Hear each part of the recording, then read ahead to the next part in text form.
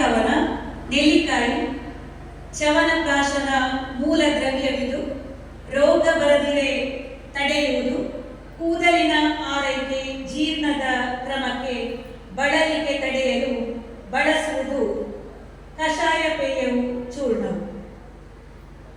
ಅರಿಸಿನ ಹಳದಿ ತಿಳಿಗೊಳಿಸುವುದು ಮಬ್ಬಾದ ನೋಟವನ್ನು, ಅರಿಶಿನ ಸೇವಿಸಲು ಕ್ರಿಮಿ ಇರದು ದೇಹದಲ್ಲಿ, ಕಾಟ ಕೊಡುವ ಕೊರೋನಾದಂತಹ ಸೋಂಕಿಗಿದು ಬವಣೆ ಕೊಡುವ ಬಗೆಗೆ. ಮಾತೃಭಾಷೆ. ಕರ್ನಾಟಕ ರಾಜ್ಯದ ಮಾತೃಭಾಷೆ ಕಸ್ತೂರಿ ಕನ್ನಡ ಭಾಷೆ. ಬಹುಜನರು ಕೂಡಿ ಬಾಳುತ್ತಾ ಬದುಕುವರಲ್ಲಿ ಬಹುಭಾಷೆ. ಅರ್ಥೈಸಿಕೊಂಡು ಬಾಳಿದರೆ ಉಳಿಯುವುದು ಇಲ್ಲಿ ಏಕಭಾಷೆ. ಕನ್ನಡ ಕಡ್ಡಾಯವಾಗಬೇಕೆಂಬುದು ಬಹುಜನರ ಅಭಿಲಾಷೆ. ಭಾಷಾವಾರು ಪ್ರಾಂತ್ಯದಲ್ಲಿದ್ದರೂ ಎನ್ನದೆ ಮಿಡಿಯುವುದು ಕಸ್ತೂರಿ ಕನ್ನಡಕ್ಕಾಗಿ. ಮಲಯಾಳ ಭಾಷೆ ಪ್ರಭಾವವಿದ್ದರೂ ನಾಲಿಗೆ ಹಾತೊರೆಯುವುದು ಸರಿ ಗನ್ನಡಕ್ಕಾಗಿ.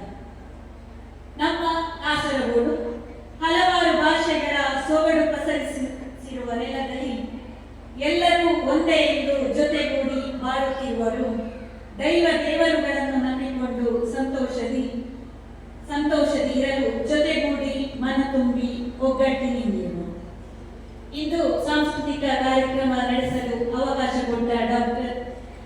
ಅವಕಾಶ ಕೊಟ್ಟ ಶ್ರೀಯುತ ಕುಲಕರ್ಣಿಯವರಿಗೆ, ಕೃಷ್ಣಮೂರ್ತಿ ಕುಲಕರ್ಣಿಯವರಿಗೆ ಧನ್ಯವಾದಗಳನ್ನು ಸಮರ್ಪಿಸುತ್ತಾ, ನಿಮ್ಮೆಲ್ಲರ ಕರ್ನಾಟಕ ಚುಟುಕು ಸಾಹಿತ್ಯ ಪರಿಷತ್ ಕೇಂದ್ರ ಸಮಿತಿ ಹುಬ್ಬಳ್ಳಿ ಇದರ ಕಾಸರಗೋಡು ಘಟಕದ ಅಧ್ಯಕ್ಷೆ ಡಾಕ್ಟರ್ ಮಾಣಿಶ್ರೀ ಕಾಸರಗೋಡು.